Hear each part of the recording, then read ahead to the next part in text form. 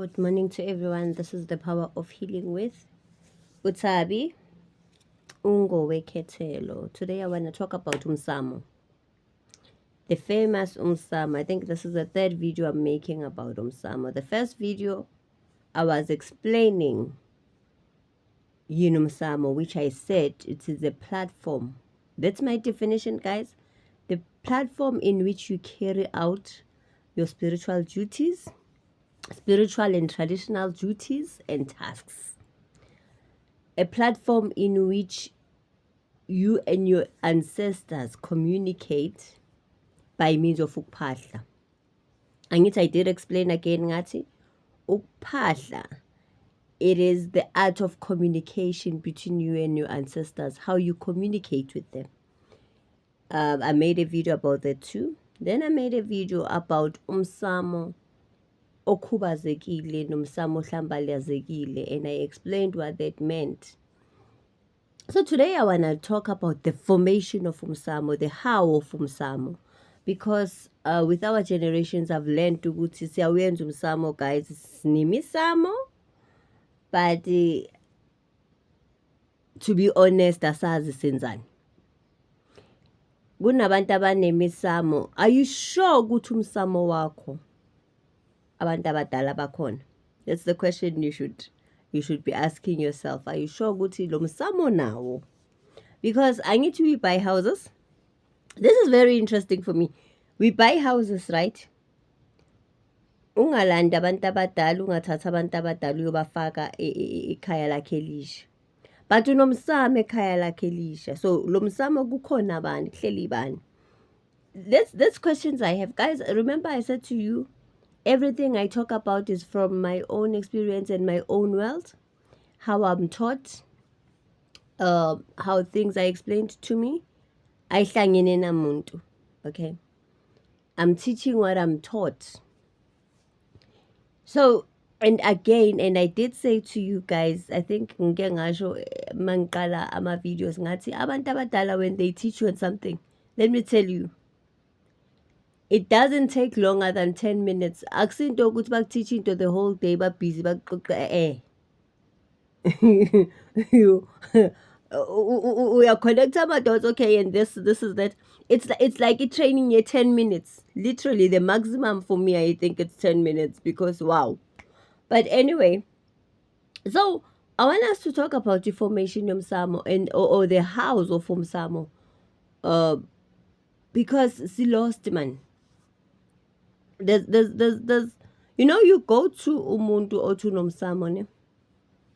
And you get into that house and the kuyabanda, like you get into that, you see that msamo and you like akunamuntu la. Yabona? And it's understandable because nobody has really taught us ukuthi kahle kahle umsamo faneke ube kanjani or uyini, and then bese kuba khona abantu abasebenzisa iladi. Nobody has really taught us ukuthi iladi linje, iladi, for instance, iladi lamanono neladi lezalukazi neladi lamakhosi neladi lamabutho akufani.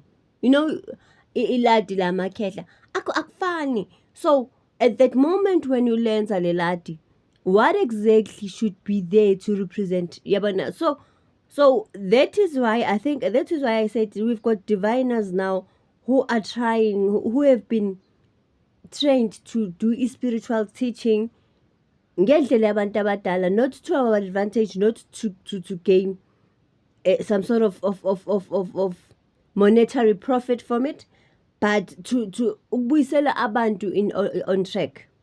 The diviners are there to bring people back on track, not ukuthi ngendaba imali. This is not about greed. This is not about proving how powerful you are, but it's an assignment from our natal. Because I remember even with and I've explained this when I did an introduction of my journey, and I said, for me, even to come on social media, it was a date set by abantu abadala. You understand? It's nothing that I've done is of my own knowledge and my own ngathini ukuzitshela ukuthi ngizokwenza vele. No, Everything is directed. You've got directors, guys. You've got directors. So we are here not only to impose certain beliefs, but to teach, spiritually teach ngalento abafuna ufundise ngayo at that time. You understand? Now, so we've got the house of Umsamo. Guys, I want to say this. Umsamo womuntu wobizo nomsamo womuntu owenze ngesintu ne-tradition akufani. Umsamo womuntu onobizo, ne? Umsamo of somebody who's a traditional and customs demands umsamo nomsamo o spiritual. Ngathini? Kuney'gaba, asisho njalo, kuney'gaba akufani kahle kahle. Umsamo awukho generic. Yeah. Umsamo awukho, you can never generalize umsamo, guys, as being honest. So people will be told ukuthi umsamo awukho or umsamo uyashoda ekhaya or umsamo ningcolisa umsamo. What is umsamo? How do we go about formating umsamo? And that is why mina always say to people, ma ungazi lutho about umsamo, ungayiqali lento, or get knowledge first. You understand? So you understand what you're doing. You understand, because when you're about to create that platform, you should know that there are certain things that the do's and don'ts in that space. There are rules, there are regulations, there are terms, there are conditions in that space. Now, when I explained even communication, ukuphahla nokukhuleka kubantu abadala, I did explain ukuthi indlela esixoxa nayo ngabo, esixoxa ngayo nabo, it's deep. So I take it personally when ngizophathisa umuntu ngimbona ukuthi wenza izinto ezi-wrong. Guys, mina like angazi, let me just say amakhehla avela avuke, because asizange ukuzodlala la. Now, I want us today to I guess ake sixoxe sibone, okay, ake silungiseni sibone ukuthi is it yithi esinenkinga esenza izinto wrong, that is why izinto zingaphumeleli, or abantu abadala, or yibo we've done everything right, but yibo then who are slaking down. I guess sihlukaniseni, I guess siboneni ukuthi yithi or yibo, right? Now, awukwazi ukuthi ungaba nomsamo. This video is going to be long, guys, so you know where you get my full videos.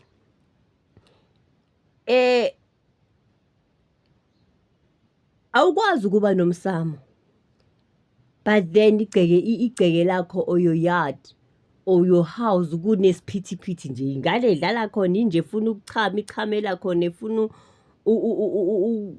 ukubhoshela khona, ofuna ukuzogqekeza uyangena, ofuna ukungena nesikhali uyangena, ofuna ukuzotshontsha uyatshontsha, and yet kunomsamo. That's just not possible. Something is wrong somewhere. There's a missing link somewhere. Awukwazi ukuthi unomsamo, guys, kube kuney'ngxabano left right, kwahlala kungena indaba zokulwa nana, kodwa kunomsamo la. Then something is wrong somewhere, right? Akukwazi ukuthi kunomsamo ekhaya. Akukwazi ukuthi kunomsamo, guys, ekhaya bese kuba nendlala. Yabona, kunezinto ekufanele siyifunde, like awukwazi ukuthi kunomsamo ekhaya nibe ne-problem y'ngane ezingena ey'ntweni ziphume ey'ntweni, like guys, I guess xoxeni nje iqiniso. You understand? There's a missing link. Something is wrong somewhere. Now, asikhulumeni ke ngendaba ukuthi okay gogo, so now how do we go about solving the problem? There's things that I'm going to mention, but probably do other videos about them because it's a topic edinga break her down. For instance, one thing that engifuna ukuyisho, umuntu wesifazane onamakhehla. I know la ngizolwa nabantu in terms of culture and tradition, but ngizoyichaza ngendlela engifundiswe ngayo. Umuntu wesifazane, guys, onamakhehla but oganile somewhere. Now I'm talking about abantu abanemizi yabo. Angikhulumi ngomuntu oyogana ahlale emzini wenye indoda ayohlala emzini. Bese sikhuluma ukuthi wena unomsamo, awunawo umsamo wakulelo khaya, and wena esumakoti we know very well ukuthi awuna right yokusukeleka nje uyoqoqa lapha emsamo. Angithi siyazi ukuthi ngesintu kuneyigaba, fine. So now I'm talking about umuntu owathi mayogana enabantu abadala, onobizo, and then kwalotsholwa kwalotsholwa labantu ahamba nabo, kwaganiswa labantu ahamba nabo mayegana naye, right? Now lo muntu sebathenga umuzi abe nendawo yakhe nespace sakhe. Umsamo walowo muntu uhlukile. That topic I'm going to talk about break it down another time. Umsamo walowo muntu uhlukile because now there's things that you have to consider. You have to consider that so ingane yakuleli linye ikhaya, and nalaba kwabona abakuphethe baganisiwe. So now how do we solve that problem? And then and how do we go about formatting lezinto ukuthi is-connected, the alignment zi-connected, zihambe together. You understand? Emzini womunye umuntu amakhehla akho, because we have to understand ukuthi once amakhehla akho afike yenzelwa konke or labantu abangibethe bayenzelwa konke. Do you understand? And then bese uthabile aganelwa ngenye indawo. So they have to ask permission for to use umntanabo. But it's a topic for yabona lento yokugana, guys, yomuntu obizo. If we break it down to the core, if we break it down to the fundamentals, guys, I can tell you it's very complex. It's not something that is fantasy phezulu like we always do. It's very complex, especially when you are female guided by male spirits. It's very complex, especially when you are a female and also guided by amakhosi. Yabona, but it's a topic. That's why ngithi leyo it's a topic on its own. Now umsamo walowo muntu lo uhlukile. Umsamo womuntu obizo, guys, uhlukile from umsamo womuntu who is doing it as a tradition yasekhaya, ukuthi ekhaya fanele kube nomsamo. Kuhlukile le misamo. Umsamo womuntu oyigedla, umsamo womuntu onamakhosi, umsamo womuntu onamabutho, those things are different. Akunanto generally la. Lezo zinto zihlukile. Umsamo womuntu osebenzise umndawo, nomsamo womuntu osebenzisa inkosazana, nomsamo womuntu osebenzisa ophethwe inkanyamba, nomsamo womuntu onabalozi uhlukile. Okay, Koko, what is the difference? The difference are around ama-items and things ezilapho.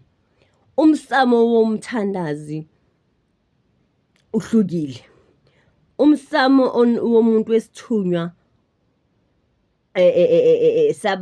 nabantu abadala ekuphethe lezinto zombili uhlukile. When we incorporate these things, we must understand. Understanding your chief guides helps. Understanding your spirit guides help. Understanding your animal spirits that are there as symbols of authority to you, or as your guides, is very, very crucial and very, very important. Now,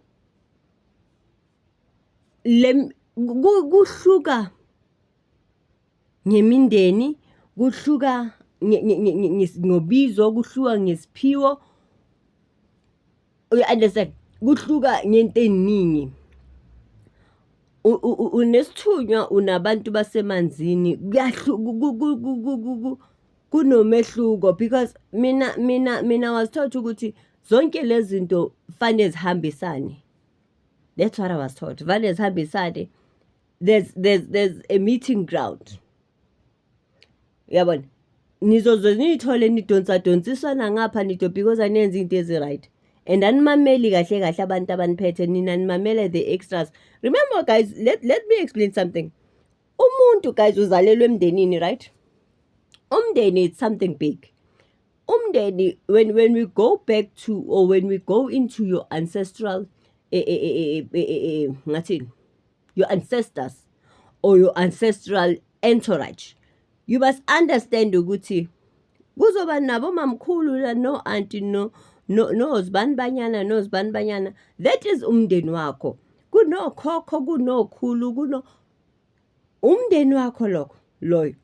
So guys, that is why kunalo muntu, if uphethwe ikhehle elithize or isalukazi esithize, uye lo muntu who's in charge of you. And then laba banye will come as helpers and guardians. But it does not necessarily mean everything, the permission has to be from law or chief spirit. Okwembethe. Guys, the permission has, authority will be given by law okwembethe. Because if kuzoqhamuka u-anti onjenjeyana athi Thabile wena kufane ngabe umbathi ingubo eziso, does it align na law or chief spirit? Guys, this thing needs to be broken down and hopefully by being guided by abantu abadala we break it down until we get to a common ground where we understand where we are. Now, you become, your authority will come from that person. There was something that I wanted to say again about Umsamo and I just forgot about it.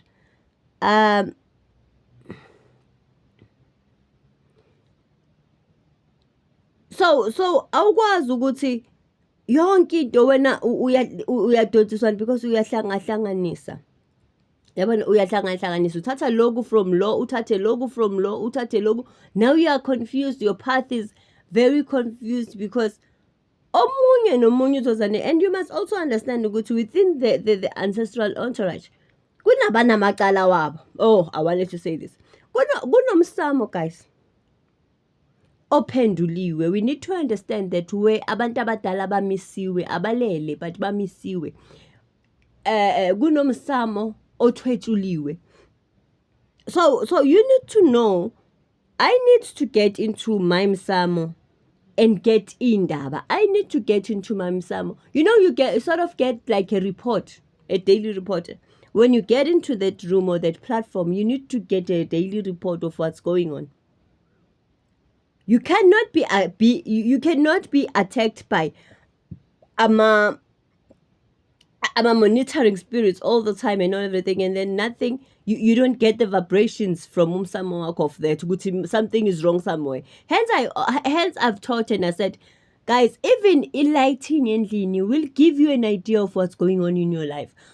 Umuntu wesiphiwo, umuntu wobizo, guys, everything that has to do with you must give vibrations. Angazi noma ngiyayichaza kahle. Everything that has to do, when you get into your house, when you open your door, kunama vibrations akutshelayo ukuthi something is wrong, something has happened. When I made a video and I spoke about the gift of discernment, from the gift of discernment to abantu bobizo, the gift of discernment to umuntu who's spiritually gifted.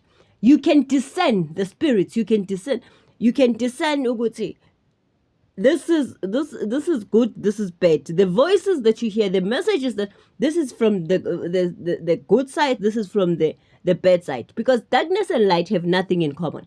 You can discern a lot of things. Do you understand? Even with friendships, even that is why we are isolated, guys. And the isolation, we need to explain it deeper. You can discern a lot of things. So nomsamo wakho will tell you, will show you ukuthi mamela khona umuntu ofike washifta loku wayenza loku, khona umuntu ofike waklina la khona. It should be able to, you should be able to get those vibrations. Umsamo ophilayo loyo. You know, mina for me, I think and maybe yimi kuphela my judgment and my maybe I'm a confused or weird person, but I wanna say this. When you embark on a journey of spirituality, guys, I think it's better mawuzazi ukuthi ubani. You cannot be embarking a journey of spirituality and yet you still want to run things your own way, or you still want ubumnandi obuthize, because that pathway is very strict ngento zayo nani. And you cannot be dodgy ukuthi okay le ngiyayenza according to the ancestors and then lena ngiyenza according to my knowledge and social media and popularity, and it really doesn't work that way. Also, the art of communicating with uphahla, guys. When kunomsamo ekhaya and uphahla, akeneke lento ukuthi namhlanje ulethe indaba kubantu abadala yokuthi yabona nje uzibani banyana nireport nezingane ubani uyahlupha na, because kubantu abadala you looking for resolutions. Abantu abadala they all about the resolution. So when you go and say yabona lo makoti engiphe yena angithi that day nigabene uyangidina kwasha kwacima kwasha this and that, kubo kuthi okay kudinga ukuthi si resolve this thing because this thing is giving us is making us restless. And they will solve it, and then you will cry again and say khona manje umakoti wenu sekakhuluma ngokungishiya. But you went wena wayopayisa. Guys, even with uphahla, awuphahla about your boyfriend today ukuthi kushayile, tomorrow sengiyamthanda futhi. Don't confuse abantu abadala. Don't bring abantu abadala into problems that you know for a fact ukuthi mase bakunika resolution you never uyithande futhi. And then we will say no, abantu abagifted abana luck with relation. It's not that, it's that nina nikhuluma yonke into nifuna ukuyibeka nipayise. You understand? Hence I always say to people, mawuzophahla guys, phahlela into serious. Phahlela izinto really that I think prioritize ukuphahla kwakho ukuthi kahle kahle, because there's things even with delivering umkhuleko to abantu abadala, or delivering umkhuleko to umvelinqangi. You guys, hey niyalimixa niyenza 7 colors, angazi nithi asolve iphi, ayasolve beetroot or asolve butternut or asolve amazambane. You're just bringing, and now the reason you're not getting answers because nabantu abadala bazi ukuthi baqale ngayiphi, so deliver konke. And manje masithi siyabheka ilist yakhe inezinto eziyi-16, which one is priority? You understand? Which one is priority? And then we say no, but abaphendulile abantu. That is why sizohlala siblame and say things are stagnant and all of that, because ufuna wena manje for instance umuntu uyakhuleka, right? Let me tell you, athi umuntu yabona Nkosi ngizobonga, right? That's one, ngizobonga this and that. Ngibeka nabaseyibhedlela nabasemajele. Now you have to understand, so ufake ukuthi abantu banamacala, wafaka ukuthi khona abagulayo. That's another problem. And then Nkosi umakhelwane uyangihlupha wenza kanje, so ufake umakhelwane. It's another thing. Le ingane lezi ubani udinga imali yani, so ufake imali neingane. Now which one do we start with kahle kahle? Mina personally as an ancestor would ask you ukuthi ufuna ngiqale ngayiphi, yiphi efuna ngiyisolve, because uzibeke zonke and manje lami I'm dizzy ukuthi okay ngiyenzani. If you're going to deal with and then you go about within that prayer usufaka praise and worship.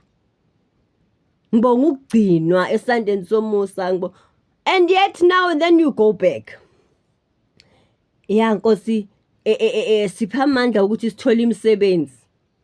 Seku-mixed. I-7 colors, and manje what do we start dishing up on? Oh, yuphi esikudla kuqala, ukuphi? So if you dish up yonke into, you know what happens mangabe umuntu akunikeza iplate le-7 colors, angithi you end up mixing ezinye izinto. You'll mix rice namazambane. That's what happens. So you need to understand what you're doing. So even with umsamo, you need to understand what you're doing. You need to understand, you need to be guided on what you are doing. You need to be guided of what and what should be there. I should be able to come in and say, okay, umsamo wamakhosi lo. I should be able to come in and say, umsamo wamabutho lo. Because the items there are very different. I should be able to come there and say, umsamo hlangene nabalozi lo, or ophethwe amakhehla abalozi. We understand. Like, man, let's